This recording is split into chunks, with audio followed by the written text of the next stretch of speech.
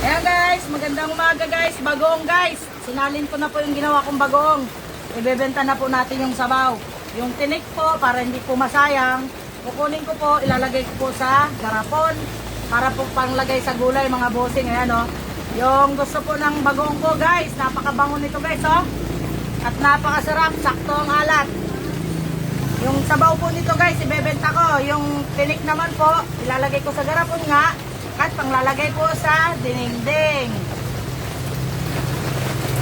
Yan mga bossing, oh, sarap. Dahil tagulan na po, naisip ko pong isalin na siya dahil nabayo naman na siya eh.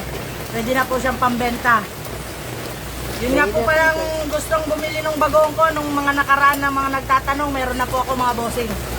God bless po. Salamat po sa suporta. Bili na po kayo. Yan guys, nakapagsalin na tayo ng bagoong. Bili na po kayo. Thank you po. God bless.